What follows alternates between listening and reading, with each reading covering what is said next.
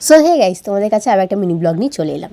তো তোমরা দেখতেই পাচ্ছ আমি বাইরে বেরিয়েছি। তখন কটা বাজে? বিকেল 7টা না 7:30 এমনি বাজে। বেরিয়েছিলাম কারণ কিসের জন্য বেশি সেটাও তোমাদের বলি। আমি যাচ্ছিলাম বরপার দোকানে। বরপার কাছে গিয়ে চা বিস্কিট খেলাম দুজন মিলে। খেয়ে তা বরপাকে বলো, বরপাপা একটা কথা বলো। বলে হ্যাঁ বল। আমি বরপাপা আমাকে একটা জুতো কিনে দেবে? যেমন কথা তেমন কাজ। সঙ্গে সঙ্গে বরপা বলে ঠিক আছে চল, বলে আমাকে হকার্স কর্নারে নিয়ে গেল। হকার্স কর্নারে গিয়ে একটা জুতোর দোকানে একটা জুতো পছন্দ করলাম, ব্ল্যাক অ্যান্ড আর হোয়াইটের মধ্যে। তো জুতোটা কিন্তু আমার খুব পছন্দ হয়েছিল। তো তোমরা এখানে দেখো যে জুতোটা আমি পরেছি, তোমাদের কেমন লাগছে। এই জুতোটাই আমি নিয়েছি। তো আমার বলো আমার পায়ে কেমন লাগছে অবশ্যই কিন্তু কমেন্ট করে জানিও।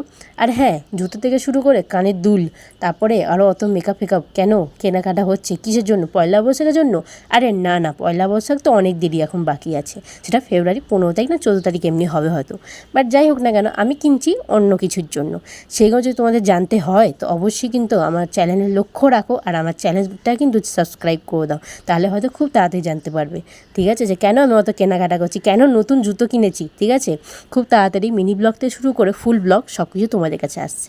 বাট যাই হোক না, এখানে দেখতেই পাচ্ছ এখানে জুতো নিয়ে নিয়েছি। জুতো নিয়ে টাকা বরপাপা দিয়ে দিল। দিয়ে আমি তো বেশ খুব মজাতে একবারে বরপাপার সাথে দোকানে গেলাম।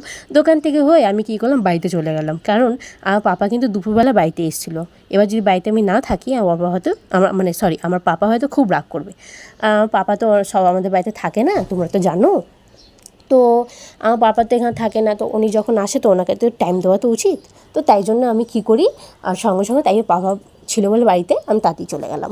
বাট যাই হোক না কেন, তোমাদের মিনি ব্লগটা কেমন লাগলো অবশ্যই জানিও। ভালো লাগলে লাইক কমেন্ট শেয়ার আর সাবস্ক্রাইব, ঠিক আছে, খুব তাড়াতাড়ি করে দিও। তো আজকের মতন টাটা, বাই বাই।